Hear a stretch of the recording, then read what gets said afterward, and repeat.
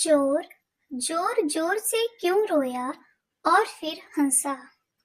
अयोध्या नगरी में वीर केतु नाम का राजा राज करता था। उसके राज्य में रतन दत्त नाम का एक साहूकार था, जिसके रतनवती नाम की एक लड़की थी। वो सुंदर थी। वह पुरुष के भेष में रहा करती थी और किसी से भी शादी नहीं करना चाहती थी। उसका पिता बड़ा दुखी था। इसी बीच नगर में खूब चोरियां होने लगी। प्रजा दुखी हो गई।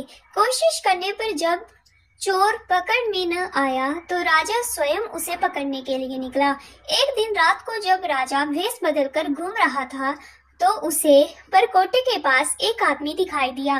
राजा चुपचाप उसके पीछे चल दिया। चोर ने कहा, तब तो तुम मेरे साथी हो, आओ मेरे घर चलो। दोनों घर पहुंचे। उसे बिठाकर चोर किसी काम के लिए चला गया। इसी बीच उसकी दासी आई और बोली, तुम यहाँ क्यों आए हो? चोर तुम्हें मार डालेगा, भाग जाओ। राजा ने ऐसा ही किया। फिर उसने फौज लेकर चोर को घर घेर लिया।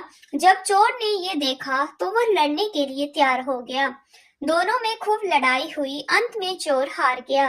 राजा उसे पकड़कर राजधानी में लाया और से सूली पर लटकाने का हुक्म दे दिया। संयोग से रतनवती ने उसे देखा तो वह उस पर मोहित हो गई। पिता से बोली, मैं इसके साथ ब्याह करूंगी, नहीं तो मर जाऊंगी। पर राजा ने उसकी बात न मानी और चोर सूली पर लटका दिया। सूली पर लटकने से पहले चोर पहले तो बहुत रोया, फिर खूब हंसा।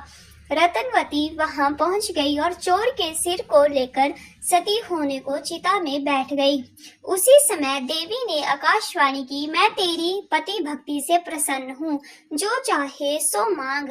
रतनवती ने कहा, मेरे पिता के कोई पुत्र नहीं है, सो वर दीजिए कि उनसे 100 पुत्र हों। देवी प्रकट होकर बोली, यही होगा और कुछ मांगो। वह बोली, मेरे पति जीवित हो जाएं। देवी ने उसे जीवित कर दिया। दोनों का विवाह हो गया। राजा को जब यह मालूम हुआ तो उन्होंने चोर को अपना सेनापति बना लिया। इतनी कहानी सुनाकर बेताल ने पूछा, हे राजन, यह बताओ कि सूली पर लटकने से पहले चोर क्यों तो जोर जोर से रोया और फिर क्यों हंसते हंसते मर गया? राजा ने कहा, रोए तो इसलिए कि वह राजा रतन दत्त का कुछ भी भला न कर सकेगा।